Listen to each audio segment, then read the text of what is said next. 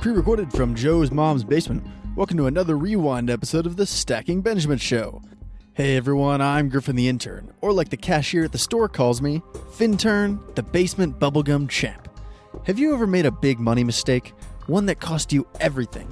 Just the other day, I was at Easy Mart down the street, and they were doing a raffle to win $50 in store credit. All you had to do was spend $5. Of course, I wanted as many raffle tickets as I could get, so I had the cashier ring me up for 50 different transactions, all for $5 each. It seemed brilliant until I realized that I'd just wasted $250 on Big League Chew and Soda, or as you Michigan people call it, Pop.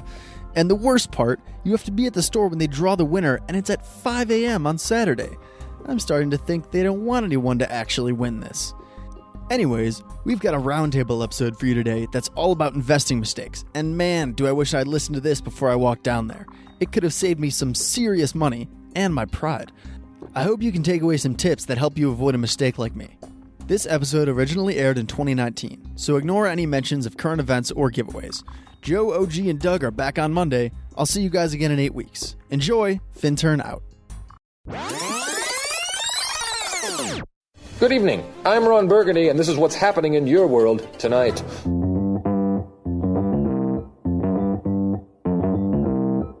Live from Joe's mom's basement, it's the Stacking Benjamin Show.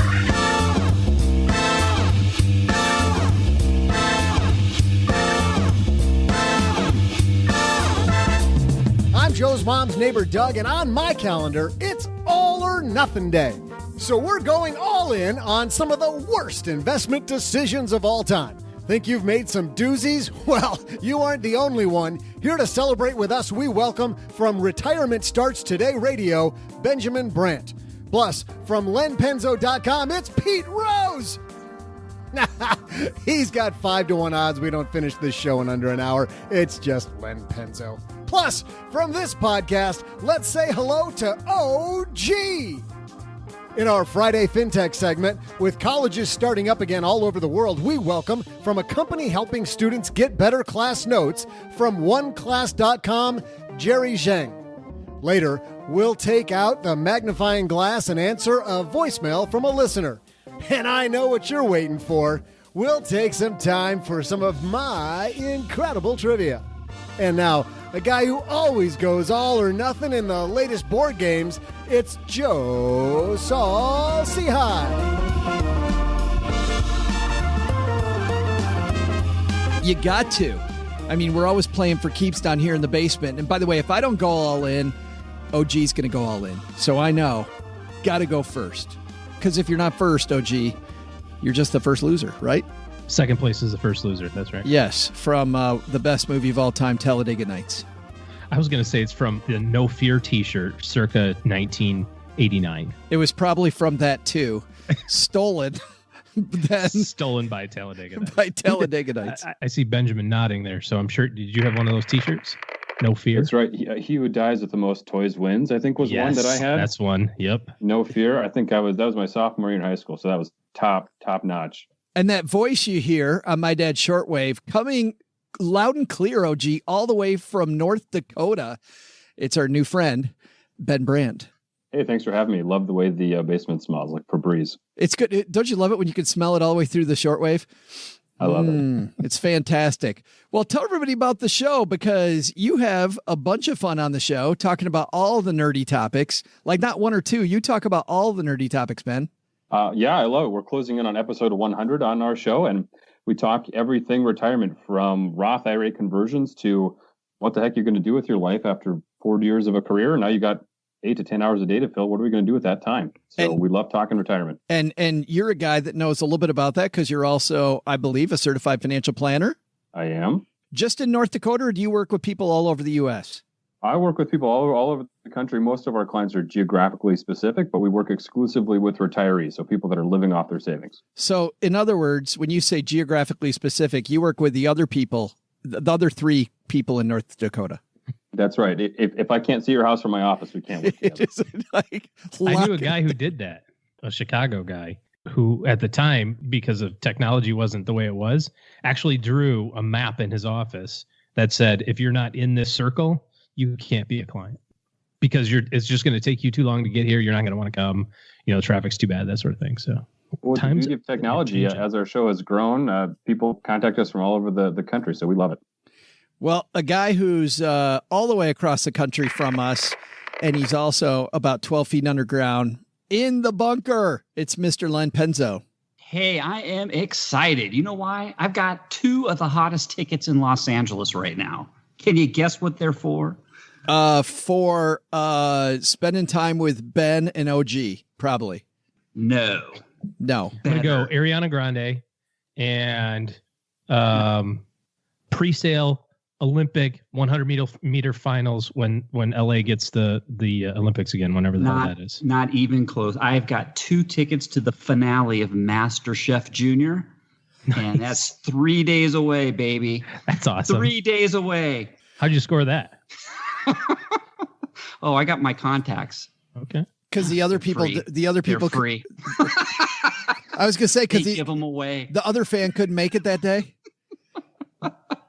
MasterChef Junior, baby. That is fantastic. So, Len, you don't know this, but our friend Ben here has 6 junior master chefs in his family. I think that's fantastic. Are any of them on the show? Oh, if only they could cook. Boy, that'd be easy. That'd be great. It's never too late, Ben. But the storyline doesn't end there until how long ago, Ben? You were a family of 5. You had 3 kids. Right. Until that fateful day. We're foster parents, so we got a call one afternoon to accept triplets as foster parents, and we did. And after 641 days of foster care, we adopted them 2 months ago. Isn't that awesome? That's pretty cool. Triplets on 24 hours notice. But I love on that 24 hours notice, your wife told you had to do it. Just say yes or no now. And your first reaction was? My first reaction was call my mom and call your grandma, thinking that they would be the voice of reason. And I was mistaken. He was like, oh, hell no. Babies! Who would do that? They'll never hear this, right? That's right.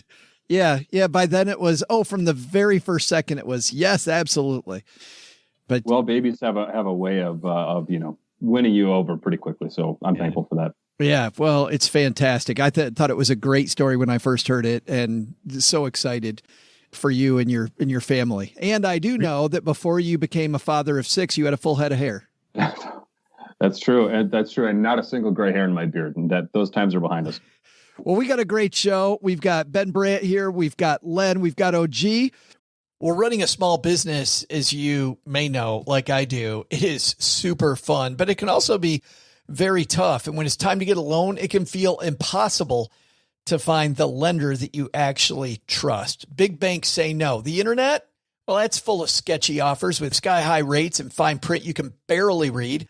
Whether you need help covering payroll, managing cash flow, or investing in growth, you deserve better. And that's why I recommend the small business marketplace Fundera, which is powered by NerdWallet. It's a free, easy-to-use platform. It lets you compare real financing offers from trusted lenders, and it's all in one place. And what I like is that you don't need perfect credit to get started. There's no spam. There's no bait and switch. Just personalized options that fit your business needs. Nothing I like better than a place that treats me the way that they would want to be treated.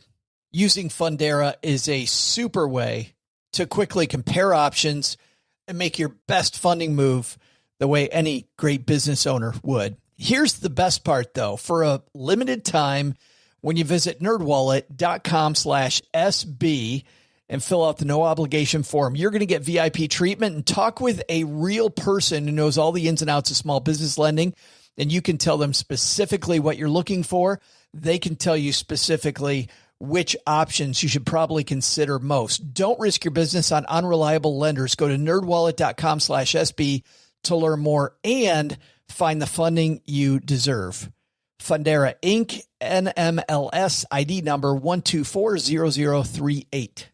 Well, there's nothing that relieves stress more when you have had a long day, you are completely fried, and you're thinking to yourself, maybe I'll just go out to dinner. But then you think about all those calories, all that money out of your wallet, and then you realize that you can eat healthy because you found Factor. Factor is ready in 2 minutes Factor shops, preps, cooks, and delivers straight to your door so you have more time for everything you love this spring, and you don't have to worry about eating healthy and going outside your budget because you've got the food sitting there in the fridge that you had pre-planned. What is Factor? Well, Factor has meals built around your goals, whether that's weight loss, overall nutrition, more protein, or GLP-1 support for strength and workout recovery. Check out Factor's Muscle Pro collection. Every meal's crafted with functional ingredients, lean proteins, colorful veggies, whole foods, and healthy fats. Factor bans 175 plus ingredients. No artificial colors or sweeteners, no high fructose corn syrup, no refined seed oils, just nutrient-dense foods. It's fresh, never frozen, over 100 rotating weekly meals, including globally inspired flavors like Mediterranean and Asian, so there's always something new to look forward to. I use Factor. I think you're going to love it too. Head to factormeals.com/SB50off, stackers, and use code SB50off, and you're going to get 50% off and free daily greens per box with new subscriptions only while supplies last until 9/27/2026. We're going to talk about investment mistakes here today on the show, so let's get this party started. Hello, darlings. And now it's time for your favorite part of the show, our Stacking Benjamin's headlines. It's like the movie Instant Family. Did you see that movie, Ben? I did. We don't get to go to movie theaters that often, but I saw it. And that's based on a true story of a family that did something very similar to us and brought a lot of attention to foster care. So we were pumped to see it. Did you see that movie, Len? No, that night I had 2 tickets to the new Let's Make a Deal, and so I missed it. Sorry. He goes, "Is it free?" I was dressed as the goldfish. I gotta tell I didn't you, get picked. knowing you're, I'm just gonna let that go. I kept waiting for Mark Wahlberg to say hello to your mother for me, and he never delivered. I was so disappointed. He never did. Never delivered. This movie, Len, I know your spouse. She will love it. Mrs. Honeybee will absolutely love it. We'll have to check that out. Yes. Thanks for the tip. And I dare you to watch it without the room getting just a little bit dusty. I'm just saying. It gets a little dusty. All right. Our headline today comes to us from MSN Money.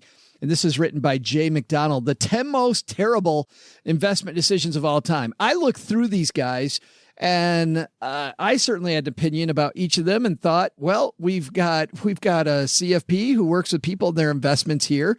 We've got OG doing whatever the heck he does. Who knows? And we got Len, who certainly has an opinion about most investments. So I thought it's a good day to talk about this one. So let's dive in. The number one on this list, and we'll link to it, by the way, on our show notes page at stackingbenjamins.com if you want to follow along. Number one is the AOL Time Warner merger. It says, you've got fail. Get it? You've got fail. In 2000, the $400 billion marriage of America Online and Time Warner Cable was the largest in business history. Unfortunately, high hopes and bad timing quickly turned green light to red ink as the deal set profits plunging. Things turned sour almost immediately when the internet bubble burst. AOL stock price plunged 50%, and an accounting scandal at the company didn't help matters. Time Warner executives encouraged CEO Gerald Levin to abandon the merger without success. The investor who lost the most was media mogul Ted Turner, who took an $8 billion hit. Ben, we'll start with you as the guest. What's the lesson here? The lesson here, I think too many people cash in their free internet CDs, those AOL CDs at once, and it was just nothing but red ink after that. That's it. Moving out. Len, did you have those free CDs? Yeah, oh man, those were great. I actually forgot about those, Ben. So thanks for reminding me. Yes, I did. But not every merger is going to work. I mean, it's usually when companies merge, the stock price goes up. But apparently, and I can't remember the details of this, but obviously this was anybody who bet on this really took it in the shorts. Well, and I think that's because of hype, OG, isn't it? When Len says the price usually goes up on this type of news? Well, there has to be some sort of synergy, and I still can't, 20 years later, decide what the synergy was between Time Warner and AOL. But I do have some of the CDs still. You still do? Just in case I need some free internet. just for 48 hours or whatever the free time was. That was like 100 hours, 250 hours. It's when you're hoping for that crackling sound again. Dong, dong. You'd like hit submit, and then it would dial, and then sometimes it would be a busy signal. You go, you have to find a different phone number to use. And your mom would yell at you, get off the phone. Get off the phone. Or you'd be like right in the middle of whatever you were doing on the internet, and somebody would pick up the phone.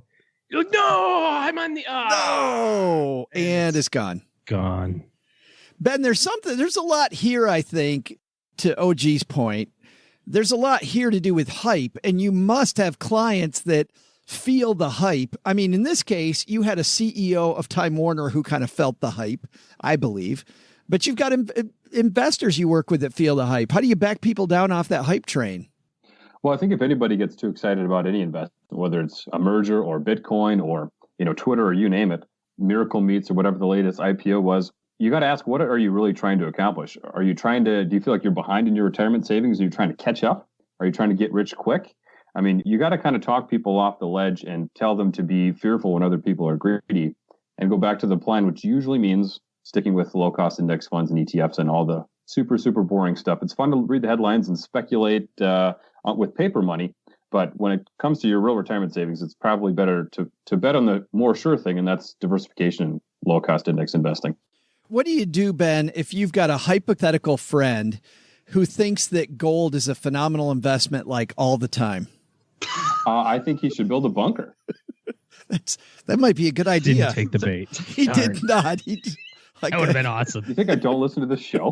You got Benjamin in the title. I'm just enough of an I listen to every show named Benjamin. I'm a narcissist. I thought I had Len there, and dang.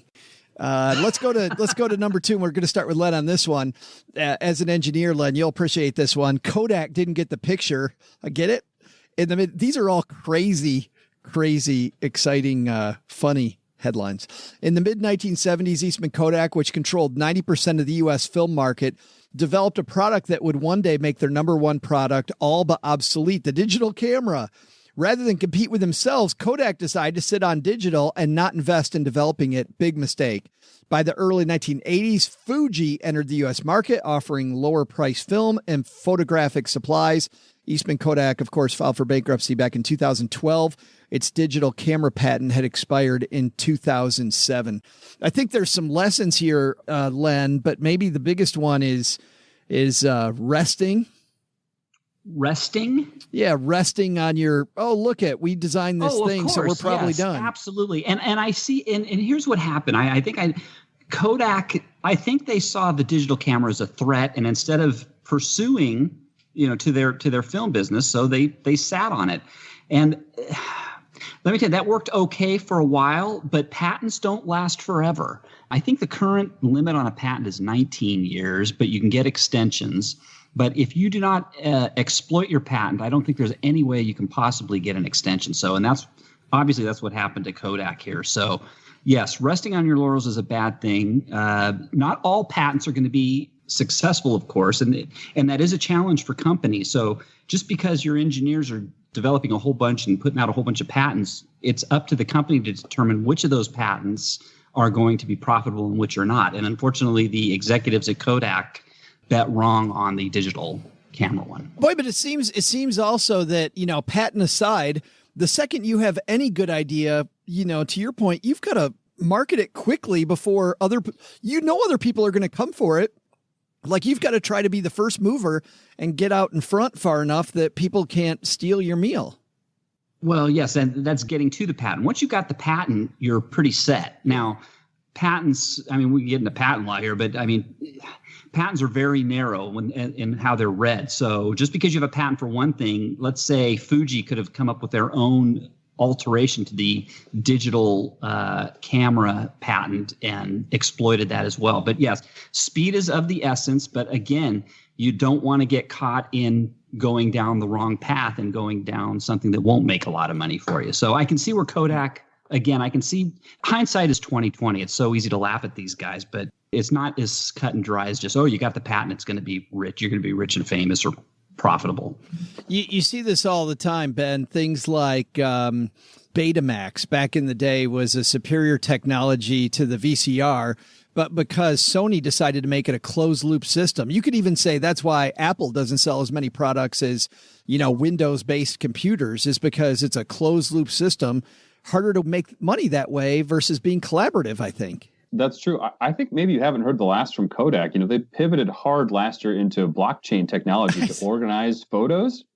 They really did. Google it, Kodak blockchain. And so they looked brilliant for a while. Looked a little less brilliant when that all crashed, but it's coming back again. So I don't know. When you think about blockchain and sorting through photos and things like that, maybe we haven't heard the last from Kodak, but as far as selling cameras and things like that, it's looking a little dim. Yeah. When clients ask you about blockchain, what do you say to them? I say I know nothing close enough to be able to give proper advice on that. Oh, gee, there's another piece here as I was thinking about this one, which is, at one point, Kodak was so dominant, people said, there's no way this company can fail, right? I mean, we saw this with a lot of the bankruptcies here where we are in Detroit. You can kind of hang your hat a lot of the time on this company would never, ever go bankruptcy, and that's probably not true. Well, it's the same thing with the AOL, Time Warner, and Kodak, and some of these other ones that we're going to talk about here. It perfectly makes the case for why you don't want to be a stock picker, because you're betting against the collective wisdom of everybody. But more importantly, you have to be right all the time. Whereas, if you own an S&P fund, as an example, some are going to be winners and some are going to be losers, and that's okay, because collectively it's going to do well over a long period of time. So why bother trying to nitpick what, Len was talking about in mergers, stocks go up, and sometimes they do. And sometimes the company that gets bought out has a different event that happens. I mean, there's just so many different things that there's impossible to keep track of. So why spend your time or energy trying to row upstream like that? It's a good example of this. Look at the Dow, right? The Dow 30. Those 30 companies continually change over the, how old is the Dow? It's over 100 years old, right? It's 120, 130 years old. I believe this is a trivia question that was. Yeah, right. Maybe. But I mean, look at the Dow 30. The original Dow has, I think there's only 2 or 3 companies in the original Dow 30 from, 100 years ago, maybe less than that. And so these companies that you think are the big companies that are going to be around forever, things turn over constantly. I mean, look at GE, right? GE was, I think, the biggest company in the world, 15 years ago, 16 years. And now it's like down to the 25th. Not the biggest. No, it's definitely not the biggest. And they are in trouble, as a matter of fact. Their stock has been not doing well. Need to get into blockchain. Yeah. Pivot. To compound on OG's point a little bit about individual stock picking, even if you're some kind of super stock genius, even in your own mind, and you pick 10 correct stocks in a row, just that 11th pick could wipe out the gains from the previous 10, which was why we're such believers in spreading that out, diversifying, just buy the index funds. It's not, you could speculate a little bit, but even if you're right for a long time, just that being wrong one time can wipe out all of your gains over years. Well, and to put more of a positive spin on that, Ben, I also like the fact that if you buy the Dow or you buy the S&P 500 or the total market or whatever, it's self-cleaning. I mean, you don't have to decide which companies are no longer the 500 biggest companies in America. If you buy the S&P 500, they automatically take them out and they place companies in that are headed in the right direction. So, you don't have to weed your garden as much, so to speak.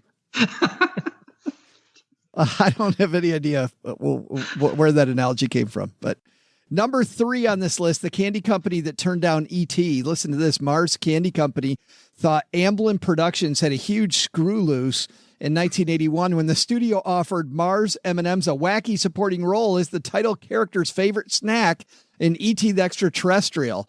The candy makers apparently didn't think it was a wise investment of the brand, so the role ultimately went to Hershey's Reese's Pieces, and we all know what happened. E.T. took off the box office, grossing $800 million to become one of the hottest films in history, and Reese's Pieces phoned home a 65% explosion in sales. Len, is there a lesson there? You know what? I don't know. My biggest lesson is hindsight is 20/20. I mean, what do you say? I mean, people make mistakes. We all make mistakes. How about that? Look, these are big companies with smart executives.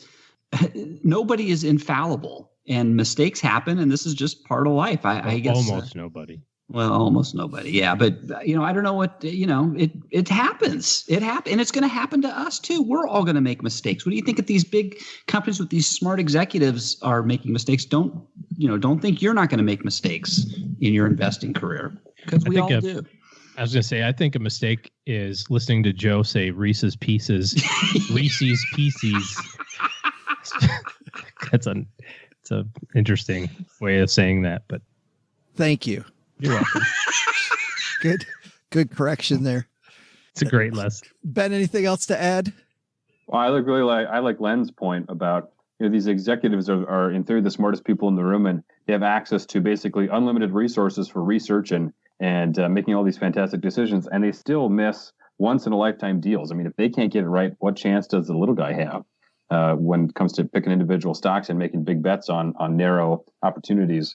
I just don't see the logic in it for the everyman. Well, and it's funny on that very point, Ben. The thing that I thought about was, it's my understanding that Mars M&Ms are still doing okay.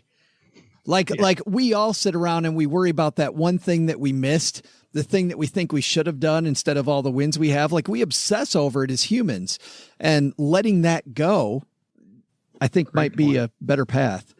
Right. Don't shit on yourself. Nice. Sounds like a bumper sticker. Number 4, no excitement over Google. Don't remember the internet portal Excite? This early search engine is primarily known today for the mind-boggling 1999 decision by its CEO, George Bell, to pass on purchasing an oddly named startup called Google for $750,000. Looking to unload their creation, Google co-founders Larry Page and Sergey Brin approached Bell with what has since come to be regarded as the deal of the century. Google for $1 million. Bell passed, so they cut the price to $750,000, but still no deal. 5 years later, Bell sold Excite to Ask Jeeves for $343 million. Had he ponied up for Google, today he'd be holding a major share of the multinational powerhouse Alphabet, which is worth well over $750 billion with a B dollars. But back in those days, OG, who knew, right? I mean, who knew who the winner was going to be? Did you think, remember Google? It was just this white thing with nothing around it. Yeah. I mean, I remember using Excite.com to look at stocks because I like the way that their interface was set up. Google had nothing on them. When I was dating Mrs. OG back in the day, I was in her apartment or something, and we were talking about technology, and she said, hey, there's a cool thing coming out where you will actually be able to print from your, you'll have a little device, and you can hold it really close to the printer, and it will communicate wirelessly the thing that has to get printed. I was like, what? No, I don't think that's a thing. And she's like, no, it's called Bluetooth. I don't know why they named it that way, but it's a really dumb name. But no, it's coming. They were talking about it in this technology class that she was taking at school. And I'm like, yeah, that seems like it's a million miles away. I wouldn't put any money in that. I remember when it was top technology to print the maps off of Google Maps and take them with you on your road trip. When I was in college, that was turn by turn directions just printed right off of your dorm room computer. That was the top of technology. You no longer had to go to the AAA, get the triptych. Right. With the 72-fold map that could never go back together again. Never, ever. I remember when they invented the gas station, and you had to go in and you had to ask the guy for directions. You had to, yeah. And the gas station attendant could never give you directions with things that were actually there anymore. Yeah, there's that house that burnt down 2 years ago. Can't miss it. It's right next to the chicken place that used to be there. Isn't that a Jeff Foxworthy joke where the directions always start with "you can't get there from here," but right? Hey, I want to point something out on this. So we're beating up Mr. Bell here because he passed on Google, right? I mean, yes, he blew it. He could be $750 billion richer. Instead, he's $343 million richer. Hey, that still ain't too bad. I mean, how much do you need? And I guess maybe for people out there when they're doing their investing, maybe the lesson in this is you don't always have to hit, a 10 or 20 bagger in your investments. If you got a 2 or 3 bagger, that's pretty darn good. So don't always be trying to hit the 10 baggers or 100 baggers. You get a 2 or 3 bagger, and that's not too shabby. Really, it sounds like, Len, what you're saying is you should maybe start with the end in mind. Start with what? Start with the end in mind, because that'll tell you what return you need, and then go from there. Oh, the end in mind. Okay. Yes. I heard mine, and I was thinking, what's he talking about mines? I was thinking gold and silver mines. Yeah, of course. Of course. Of course you were. I think we're going to leave it there. Big takeaways on these misses, guys. Ben, we'll give you the last word. OG? God, I go first. I'm going to say whatever Len's about to say. No, I think for you to outsmart the market, whether it's the market of individual stocks or the market of which candy is going to go into which movie and that sort of stuff, you have to accept that you might have some wins, but probably have a lot more losses by trying to do that kind of pick by pick type thing. And I just can't see how it makes any sense to try to do that. So my biggest lesson is just buy the market. Len? Yeah, what OG said. Hindsight's 20/20. You're going to make mistakes, and don't beat yourself up over it. Ben? Yeah, I'm in agreement with the group. I think if super smart CEO types can hit 11 home runs in a row, what chance do we have? And even if you do hit 10 in a row, the 11th could be line drive straight to second base and you're out. So buy index funds. It's what's best.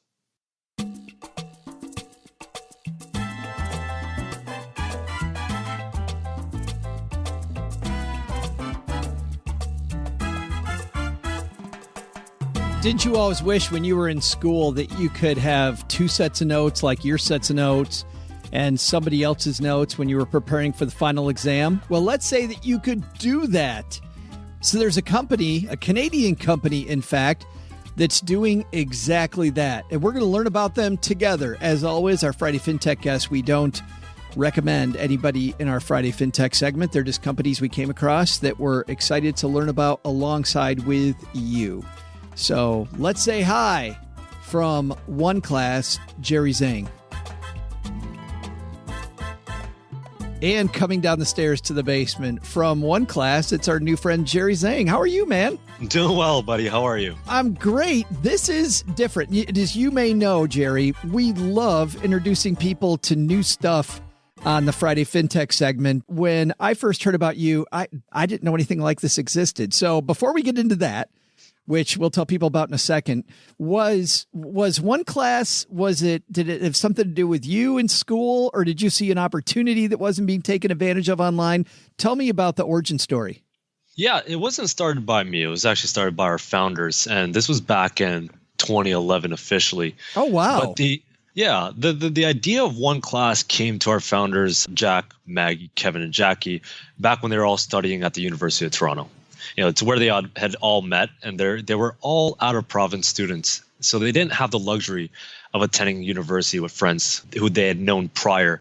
So couple that with the academic rigors of university taking a toll on them, the idea of pooling their notes together almost came to them naturally. Sure. Knowing that they couldn't have been the only ones who can see the benefit of this, they kind of sprang into action after graduation and began piecing together what we know as OneClass today as a note-sharing platform.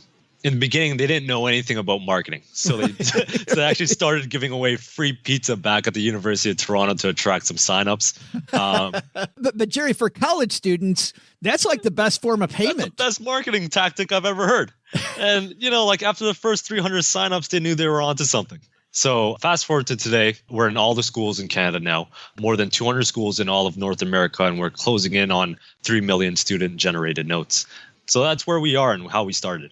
That's what I was going to say. You guys have a lot of, you're really moving through the U.S. at a rapid pace right now, is my understanding. That's right. We're going through Canada. We've already done all of Canada. We're still going through U.S. because they still have so many colleges and universities there. And we've already begun our expansion to Australia as well. Wow, that's incredible. Well, let's talk about the nuts and bolts, though, Jerry. I go to OneClass.com. I guess I go there first. And tell me exactly what I find there and how it works.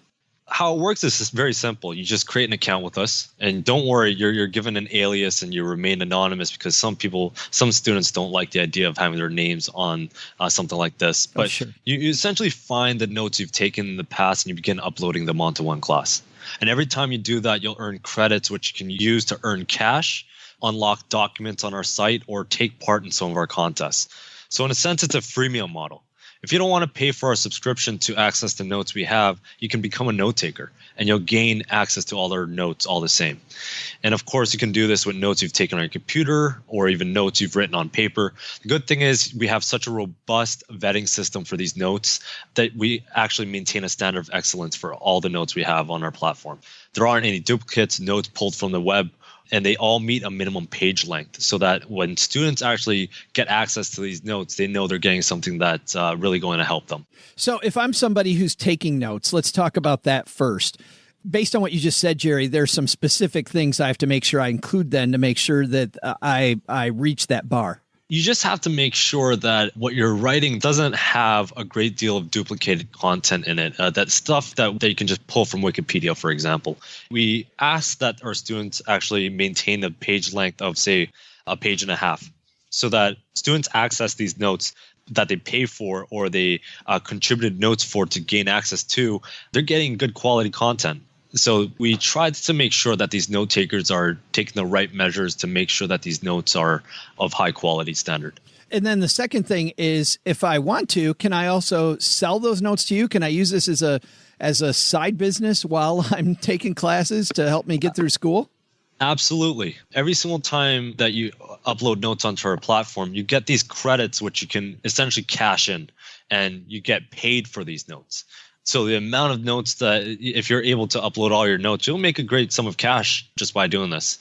So, somebody who went through all 4 years of university couldn't even do it, or even somebody who's already graduated. When you say great sum of cash, I know there's a bunch of people leaning into their device saying, define that. No, absolutely. So you upload, say, 16 documents, or if you become one of our elite note takers where you've consistently uploaded documents every single week, you would have to upload, say, 12 documents to get, say, $10. And every single time you do that, and it works every single time that you upload 12 documents, you get $10. You could use it to get cash, or you could also use it for other things that we have, such as gift cards, some of our contest prizes. Yeah, right. What have you. Gotcha. You mentioned before that some people might not want to have their names affiliated with notes going back and forth. Yeah. Have you had anybody question ethically if this is a good thing or not?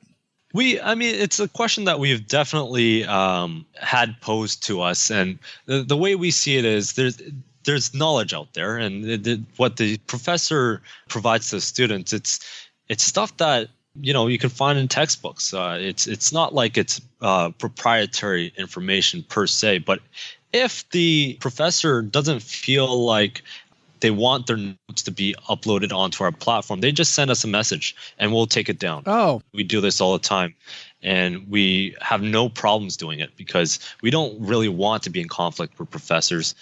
So if they saw their notes on OneClass, it's fine for us to take it down. That's no problem at all. Yeah, it's interesting because I thought about that, Jerry, before I even, thought about whether I wanted to contact you or not about talking to this.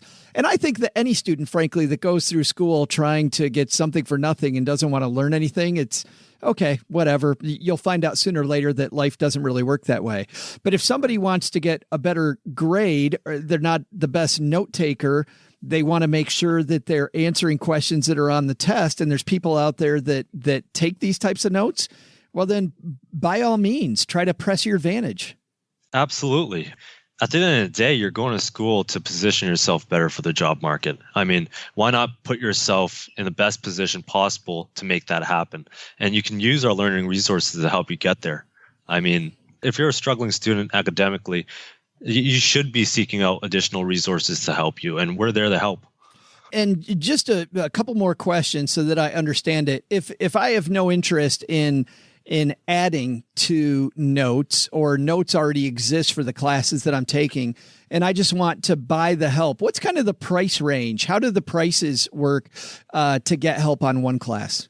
Yeah, you can see us as almost a Netflix for notes. We go through a subscription package, and it's essentially you could purchase a quarterly package, a yearly package, or even a monthly package. And for a yearly package, you're essentially paying $10 per month. That's about the price of a Spotify or a Netflix, or you could get a monthly, which is around $40, and a quarterly around $20 per month. So we have options available depending on what your needs are, whether or not you need it just for a semester or even just 1 month, just for, say, a midterm, or the whole year to help you get through school. Nice. And that's all available at oneclass.com. That's right. Is there anything that I haven't asked you about OneClass that you would say is something that's a big piece of it that maybe I'm missing? Yeah, I mean, we started out by providing learning resources for years now, but now we want to explore the idea of going for a direct approach to student learning where we can almost influence the way in which they learn. The way we're doing that is with our new services like homework help and exam prep live tutorials. I see that right here as I'm looking at your site. Yeah, it says there's 30 tutors online right now. Exactly. We have these homework help expert tutors who essentially are there to answer students' questions, homework questions, and we have them answered within 24 hours for a very, very low fee. We also have something that we don't have on our site yet, but we are essentially building out that product right now and testing the waters, and it's called the Exam Prep Live Tutorials, where we're essentially connecting students directly with expert tutors, and they go over everything that they need to know for their exams and for their courses. That's so wild, so different than when I went through school. I love the fact there's all these resources available. By the way, if you're walking the dog or you're on your morning commute, we have you covered. We'll have a link to Jerry, OneClass, and all of that on our show notes page at stackingbenjamins.com. Jerry, thanks a ton for coming on and explaining OneClass to us. Thank you for having me. This was a pleasure. Hey there, trivia fans. I'm Joe's mom's neighbor, Doug. And here on All or Nothing Day, let's talk about a guy Joe's mom talks about all the time, named Archie Karras. Archie, or Mr. Karras if you ask Joe's mom, is famous for the largest and longest documented winning streak in casino gambling history. People sharing this legend call it The Run in capital letters because in December 1992, Archie drove to Las Vegas with only $50 in his pocket. After convincing a fellow poker player he recognized from Los Angeles for a $10,000 loan, he went on an unbelievably long streak of making cash and winning games. His lucky streak finally ran out. Ready for it? 3 years later in 1995, when he lost the majority of his cash. But I'm getting ahead of myself. Here's today's question. How much cash did Karras make from his initial $10,000 loan before he lost all his winnings? Get your bets in now, people. Even though this podcast is for entertainment purposes only and we wouldn't even think of gambling money here, we'll say 3 Sizzler coupons is the minimum bet on this one. We play this game, Price is Right style, the closest without going over, and we explained the complicated rules to Mr. Brandt backstage. You got them, Ben? You got the rules? I'm excited and confident. Excellent. Well, here's the score. You are playing on behalf of our friend Paula. Paula, by the way, last time we played had Chelsea Brennan playing for her. And we have a phrase on the show called Getting Chelsea Brennan, and Chelsea Brennan got Chelsea Brennan on that show. Epically by OG, who surged Ed to have 7, and Len has 8, which means you, sir, Ben, get to decide. Would you like to go first, in the middle, or last? I'm going first. You're going first. Very surprising. Supremely confident. and OG, then do you want to go in the middle or last? Middle sounds fine. Wow, which means Len gets to go last. This is like a weirdest day ever. Okay. Your check's in the mail, OG. Here we go. I'm just going to nail the number. So here we go. So Ben, this most money, he started off with a $10,000 loan in 92. By 95, how much money was his high water mark? $4 million. Sorry, Paula. $4 million. And based on that, that's not any, there's no math there. There's no math there. If you buy into the World Series of Poker, it's $10,000 buy-in, and the price pool is over $4 million. So I'm just going to assume he did that and then took 2 years off. Ah, gotcha. OG? Was the $10,000 loan at 300% interest? Because that could have an effect. Like, did he get his money from like a payday loan company? Subsidized or unsubsidized? Exactly. I can tell you this. It was at 100% interest. So he put in 10 and the dude said, I'll take 20 back. Yes. Well, that's pretty good. And he did get 20 back. I bet he did. Okay. All right. Well, let's see, 4 million. This is 93 money. So it's probably what, like 6 doubles or something? 200 or 20, 40, 80, 160. Nah, more than that. 320, 7 million, 4, 2. So that's 9 doubles. I'm gonna go one more double than that. So I'll say 8.5 million. $8.5 million. Well, Len, that's a conundrum, huh? Actually, it's not. I think this is easy. I mean, it's a win streak, right? So, I don't think he just won one and then sat on it for 2 years. I mean, that's not a streak, right? So I think Ben's logic is incorrect. So that makes, if it's 3 years, let's say he's won 2 tournaments a year. Let's see. So that would be, and I have no idea what those tournament winnings are. I take Ben at his word if they're 4 million. I don't know if that's $4 million today or $4 million back then. So we're playing with the numbers at the time. What was the number he reached? So let's say it was only $1 million times 6 wins. That would be $6 million. And what OG say? He said 8.5 million. Do I want to give OG that whole spiel after 8.5 million to infinity? No, I don't. 8.5 million and 1 cent. And that's how the game's played. I would love it if it was like $40,000. Took that 10. Hardly newsworthy.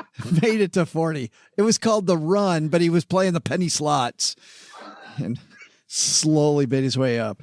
All right. Like any self-respecting show, of course, we're going to tell you the answer, but not right now. We're going to be back with it in just a moment. In business, there is no room for guesswork. Every shipment matters. Every deadline counts. And when you're trying to keep operations running smoothly, the last thing you need is uncertainty. That's why reliability is at the core of USPS Ground Advantage. From the moment your package is first scanned in, it moves through a secure nationwide network, aiding in a timely and accurate delivery. You get near real-time tracking so you can keep up with your shipments. And with affordable upfront pricing, there are no hidden fees or surprise surcharges to throw off your cost sheets. It all adds up to predictable deliveries you can depend on, because knowing your logistics are handled lets you focus on everything else, your customers, your team, and the future you're building. Visit USPS.com/Ground Advantage to start shipping with confidence.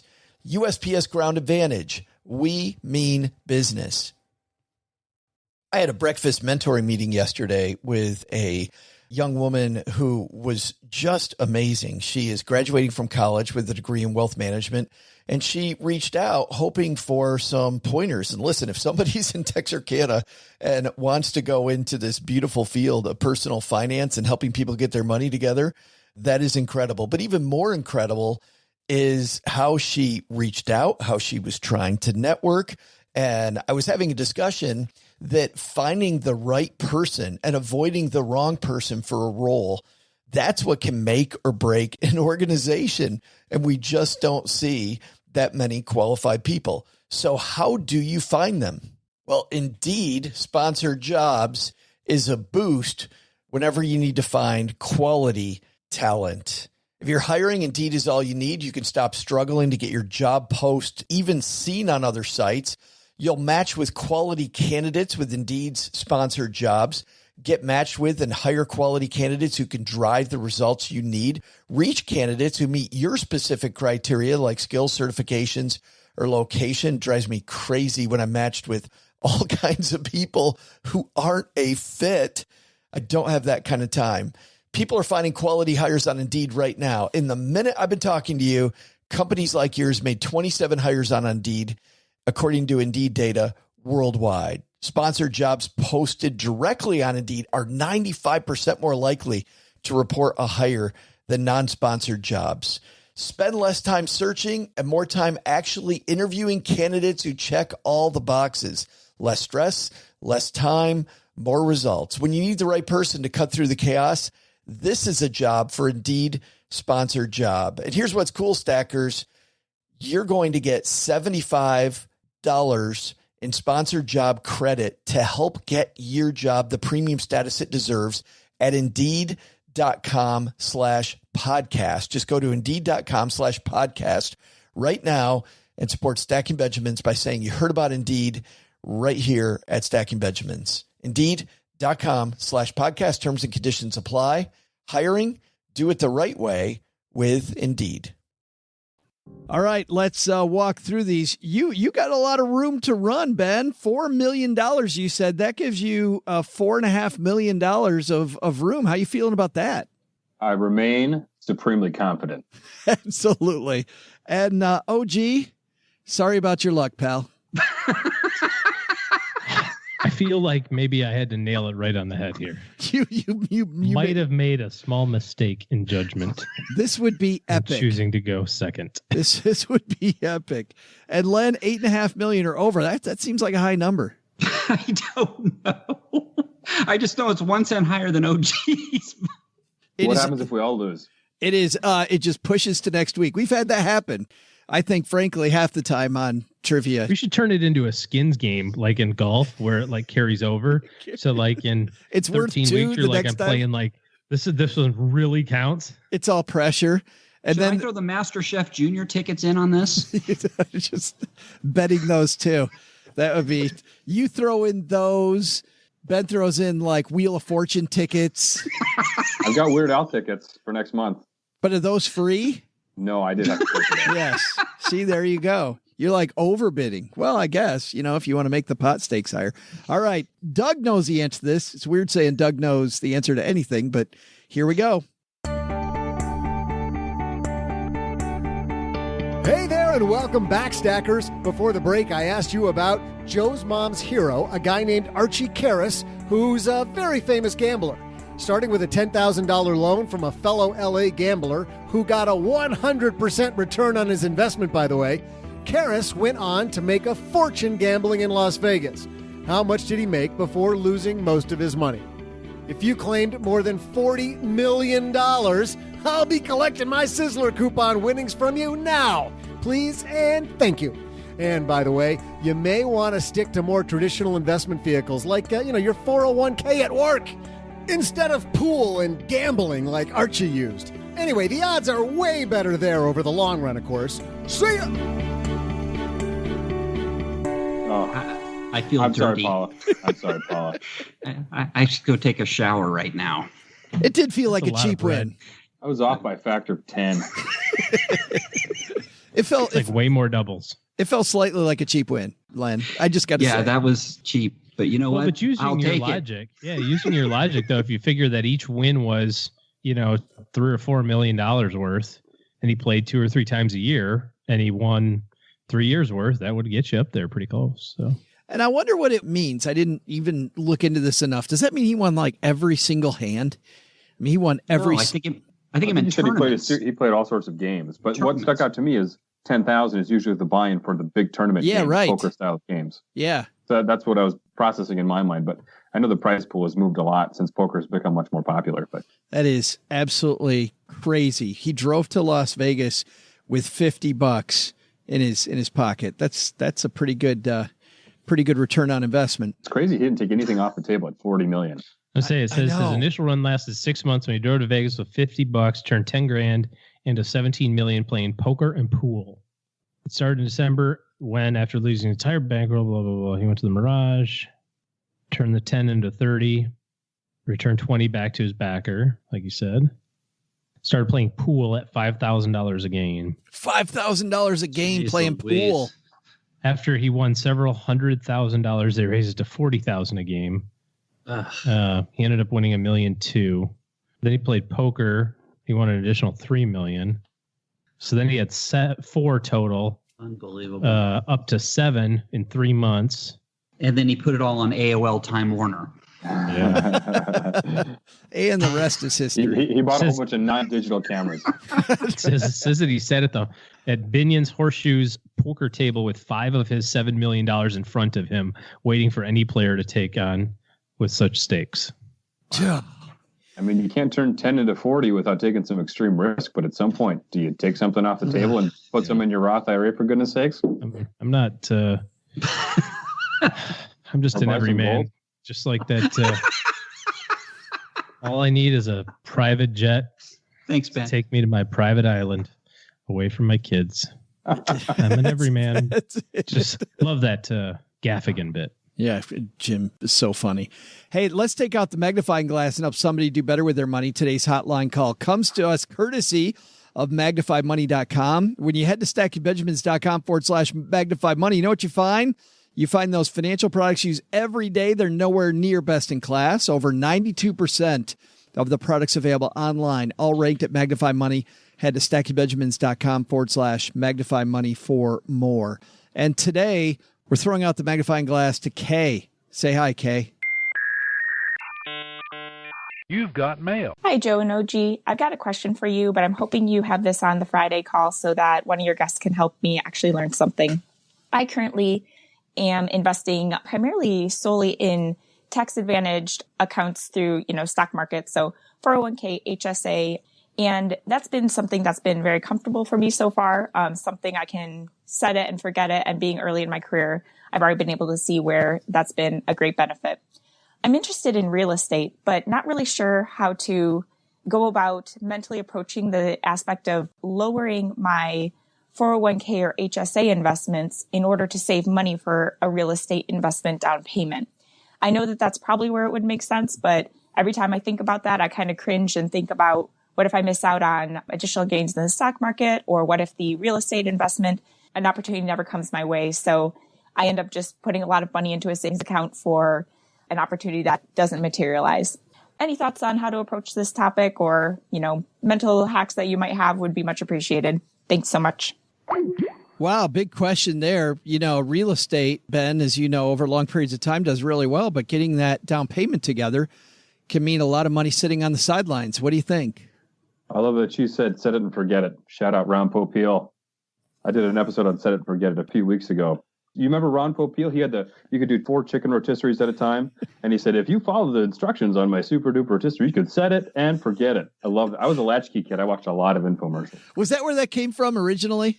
Ron Popeil. Did it really? I remember sprays, hair in a can. Remember hair in a can? Hair in a can. You had Mr. Microphone as well. Yes. That was the battery operated microphone karaoke. I think Ron Popeil invented all of those things, the Fishin' Magician and all those things. I think he did all that stuff. I was thinking about that, Len. Wasn't there the pocket fisherman too? Yes, the pocket fisherman. Yes. Yep. The pocket pool. Hey, Joe, you're confusing that with pocket pool. Oh, that's something else altogether. But anyway, Ben, so what do you think? I know exactly what you should do, Kay. So you've got 2 competing goals, right? You want to save up money for a down payment, but you don't want that to kind of languish in cash, because your fear is the stock market is going to take off and you're going to miss all of those gains. So you do 2 things at once. You fund a non-qualified brokerage account, and you choose a pretty aggressive allocation, 80, 90, 100% in the stock market, and you just fund that monthly. And if your if your real estate deal never comes through, you get all those stock market gains. But if you find the deal of a lifetime, that's all liquid money to you. Of course, you got to pay capital gains tax, but you cash out that brokerage account and buy the house you want. Bada boom, bada bing. OG? Well, I'd only add, what if that deal of a lifetime comes amidst a market correction or market crash, which I guess deal of a lifetime, maybe that's when it would happen. So I think there's a point in time where you start getting really serious about that other goal, the real estate purchase goal. And I'm a really big believer in when you start focusing on something, it will appear. Like if you just start thinking, oh, I really want to buy an apartment building. Pretty soon, all you see are apartment buildings. It's just like if you want to, it doesn't matter what you want. It's magical how like all of a sudden everybody has one except you. You get a new car or a new to you car and it's the only color in town. And then all of a sudden everybody's got that one and it's the same color and you've never seen one before that day. So a little bit of manifest your destiny stuff a la old school Wayne Dyer, if anybody knows that. But anyways, I think as you're continuing to save, it's great to have it invested because, early on, if you're saving $200 a month, let's say, you're probably unlikely to buy an apartment building or a triplex or whatever you're looking for with like $2,000 down payment. So you might as well use the compounding. And if it happens to go down at the very beginning, so be it. That's actually just buying more shares. But pretty soon you'll get to the point where that goal is funded. Maybe you try to accumulate $25,000 for your goal. And now you've got 25,000, you still haven't found it. Now you have to decide, is it worth continuing to save for that goal, or should I take a little bit of that variability off the table? That'll be up to you. But I wouldn't let it just sit in cash for the unknown. So I like the idea of let's get the money invested because it's still an investment. Yeah. It's just not a real estate investment. It's an investment in other companies. Well, it sounds like, Ben, with your answer, you agree with that. Don't let it sit in cash. Don't let it sit in cash. And if she's willing to speculate on one piece of real estate, we have to assume her risk tolerance is fairly high.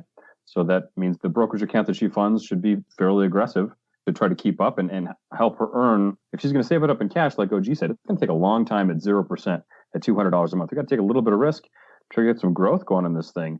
And then hopefully the stars will align and we'll have the right amount of cash liquid when that deal presents itself. But we're already speculating putting a big amount of our net worth likely on one piece of property. So you've got to be willing to take that same risk in an investment account if we're going to make an apples to apples comparison. Len, have you ever done something like this where you tried to save a down payment for a rental property? No, I threw it all into gold. So there's a little bit of a joke there, but okay. That's right. A sad joke. It's also serious. Hey, but it went up once. It went up once. There was that time. Hey, why didn't I try, like a REIT, right? Like a real estate investment trust. What's wrong with that?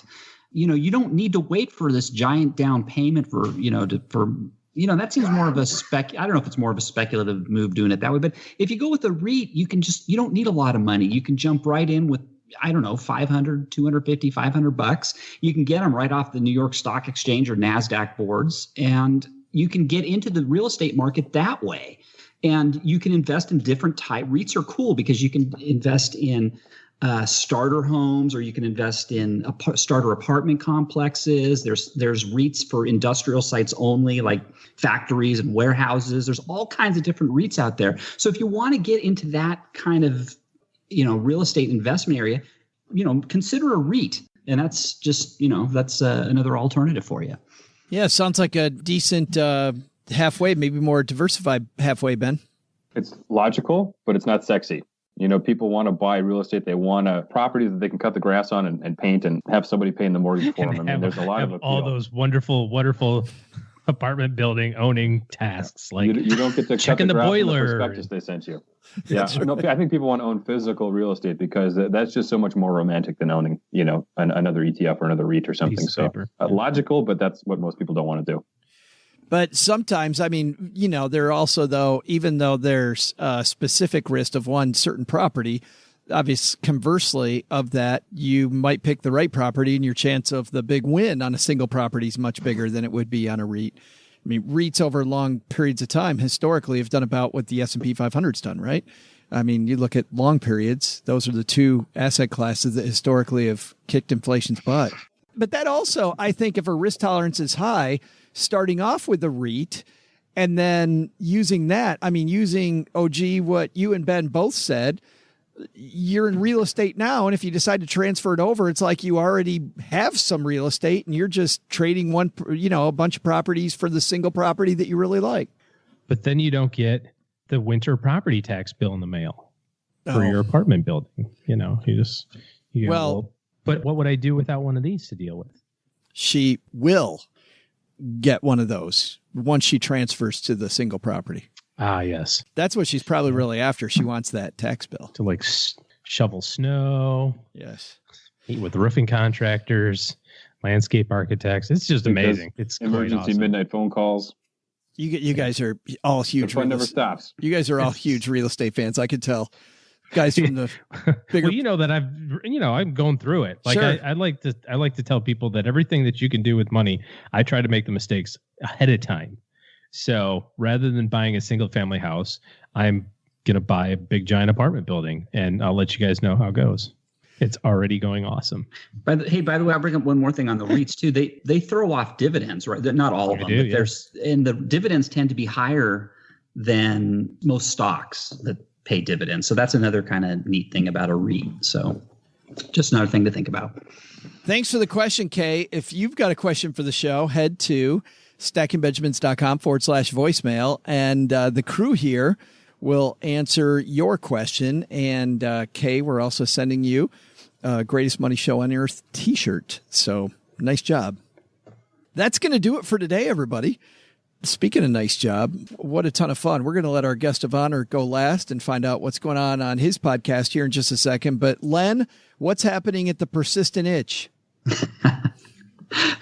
This week on the Persistent Itch, 6 ways to avoid becoming small-minded about money. Got just some interesting things to think about to keep you from stressing about money, and it's just a psychological game. So come by and check it out. Awesome. OG, what do you got going on this weekend?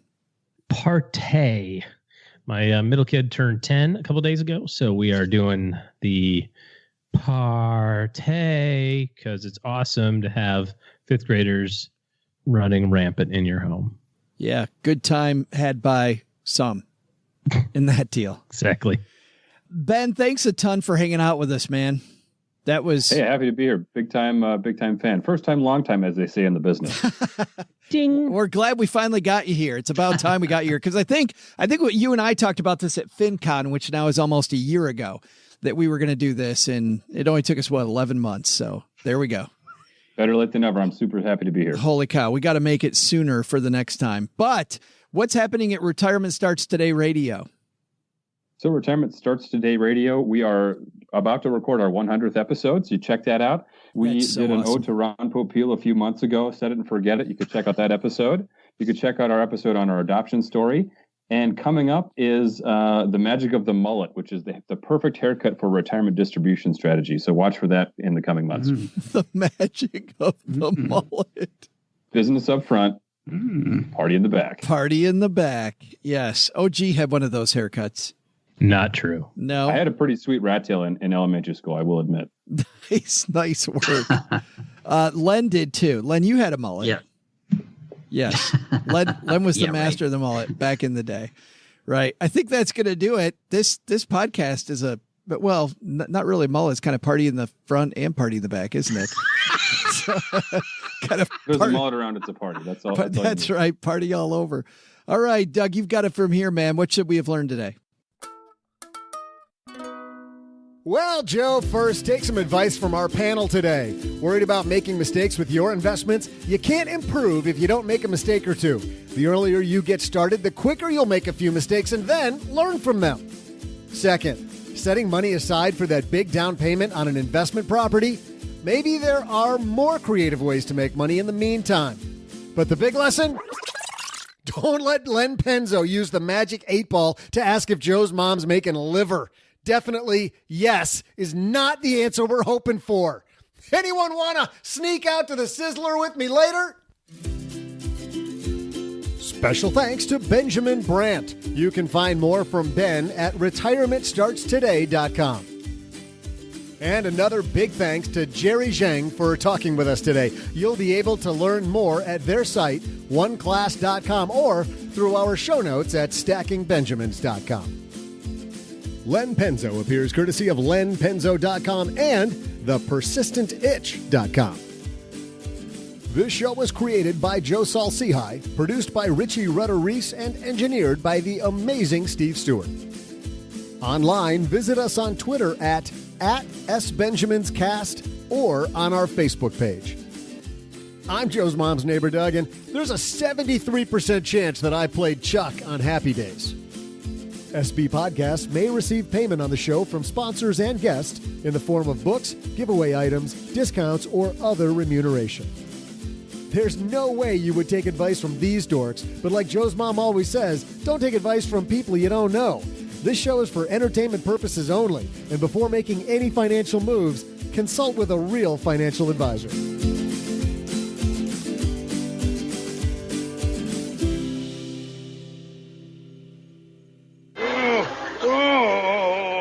What's wrong with you? It's either this show or indigestion. I hope it's indigestion. Why? It'll get better in a little while.